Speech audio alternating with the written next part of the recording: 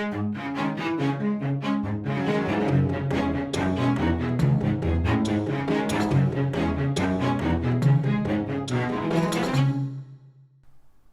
everyone and welcome to Maple Leaf Reviews. I'm Jeffrey. I am Jacob. And today we're doing a before and after. And Jacob, why don't you tell us what a before and after is so people don't accuse us of doing a review? A before and after is where we give you our expectations before we've ever even played the game. All we've done is looked over the rules and seen some of the components. Then we're going to go play the game one single time, come back to you immediately after that, and give you our first impressions. And today that game is Terraforming Mars. Whew, that's a big one. This is the... Big fish in the sea. Yeah, the last big game I wanted to play from 2016. Yeah. Lots of hype surrounding this game. Huge hype.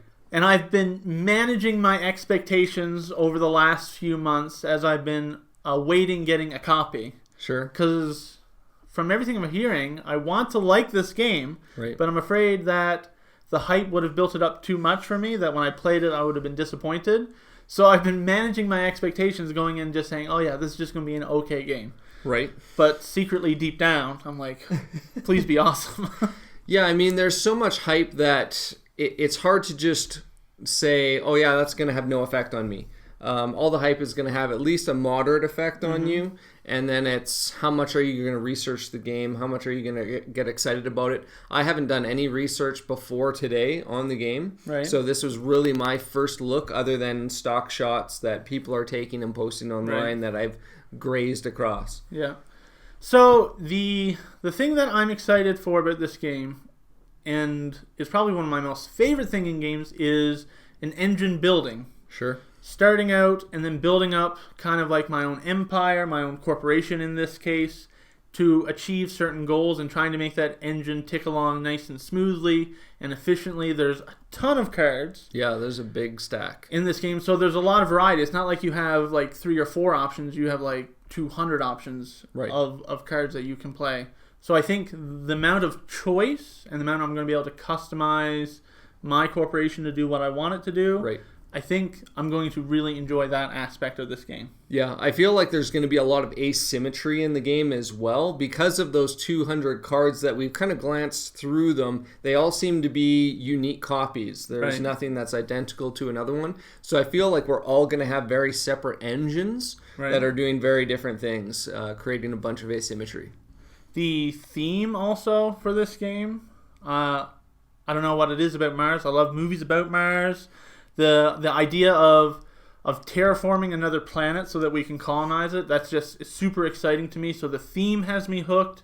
The mechanisms have me hooked. So even though I'm trying to manage my expectations, I really, really want to like this game, and I think I will like it. Cool. I mean, the Terraforming Mars theme doesn't really do a ton for me. I think it's a cool theme, but I'm not super excited to get this game to the table. I'm not jumping to play it immediately. So that's not really doing too much for me. The one thing I am looking forward to is the awards portion where you get to kind of tailor what's going to be scored in the game. I like that feature in other games, and I think I'm going to like it here as well. And it's not just like you choose what's going to be scored. The players will choose throughout the game, but it's also going to cost you something. Right, exactly. To score that. It's not like in other games where it's like, okay, just draft 3 in-game scoring conditions or just randomly put out 3. Here you actively have to spend resources that you can use for something else to enable scoring for something. Right. But then that doesn't mean that you're going to score the most points for it. Right. That's true. That's true. So, yeah, I think that'll be another interesting part to this game as well. Cool. Well, shall we get to the table Let's and come back and tell people what we think? Been waiting months. Let's do this. We're like one of the last people to play this game, I think so. All right. We'll get back to you soon.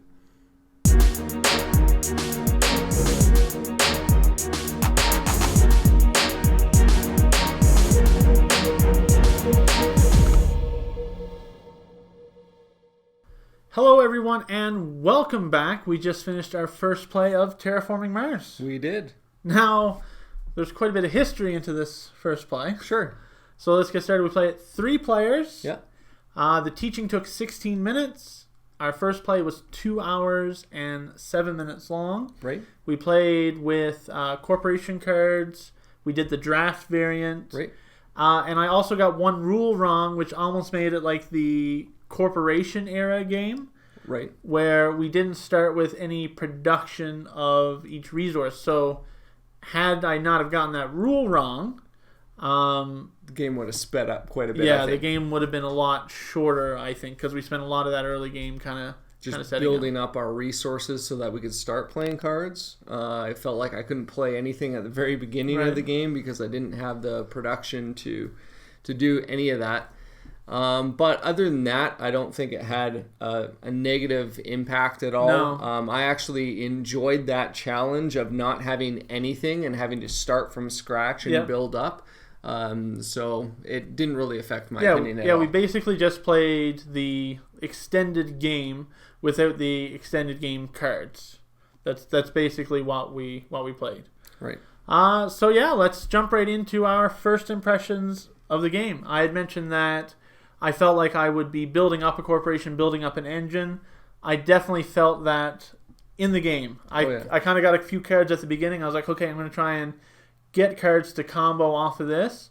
And I was able to draft enough cards that I was able to build a little bit of an engine with it. So I didn't feel like one of my worries was that with all the cards that you wouldn't see things that would synergize well together. Sure, yeah. But I felt like there's so many cards and so many ways that they can synergize together that I usually had something that could play off of what I was already doing. Right.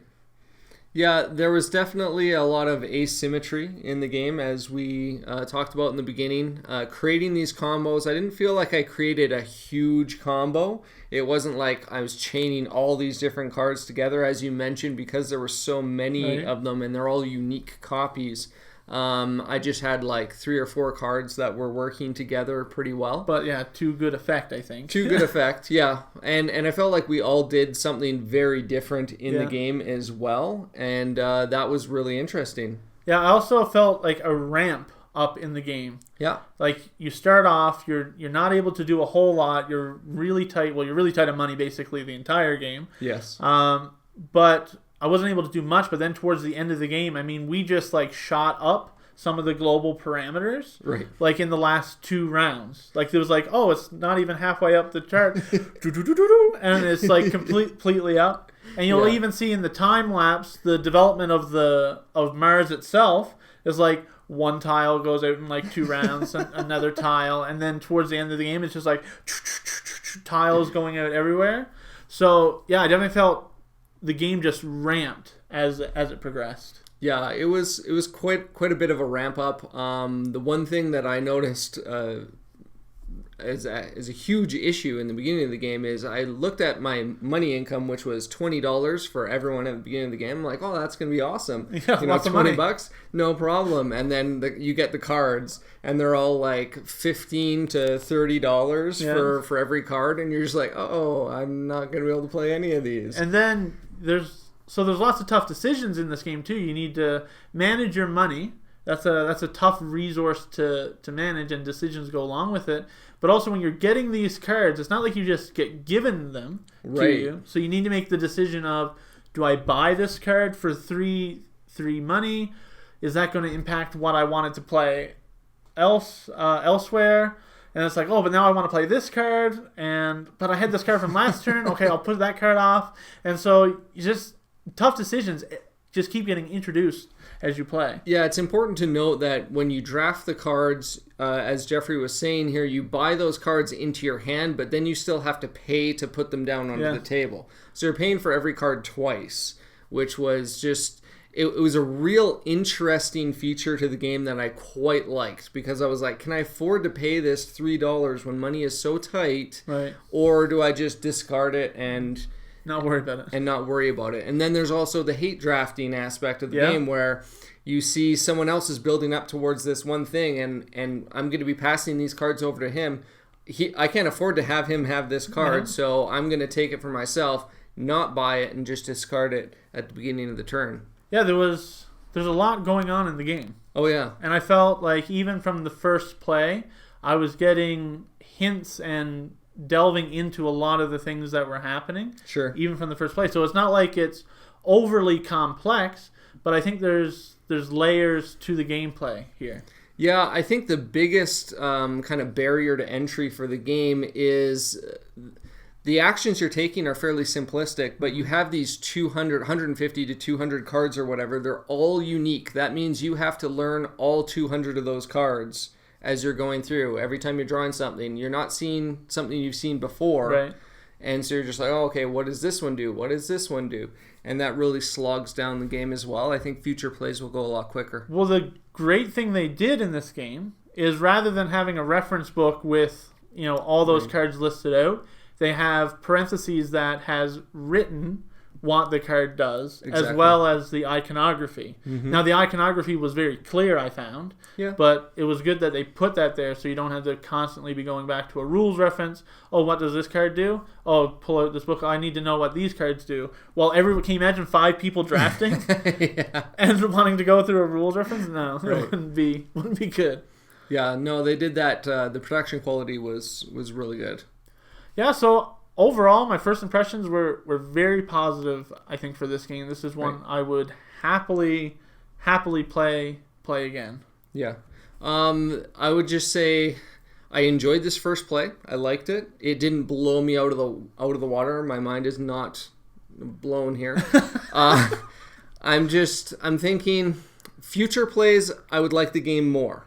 Yeah. It was just because this first play, because all the cards are basically all the actions that you're going to be taking over the course of the game. There's only a few basic actions that are on the main board. Yeah. Everything else is just you're doing what's on the card.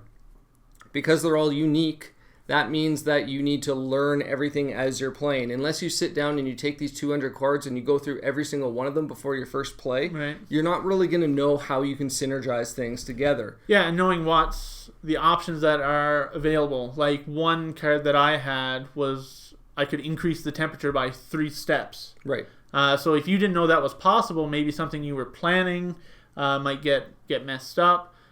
So knowing the possibilities in the game can help you plan for what you want to do. Right. So I think future plays, the game's only going to get better. That first play, you might experience a little bit of, that was all right. Yeah. Cool. Well, that is Terraforming Mars. Don't forget to like and subscribe to the YouTube channel. We always love it when you do that. Yep. And you can go down into the description down below. That will take you to our website where we have a podcast where you can listen to us talk about games for 3 hours. So it's a long time to talk about games. It's a long time. All right. See you guys next time. Take care.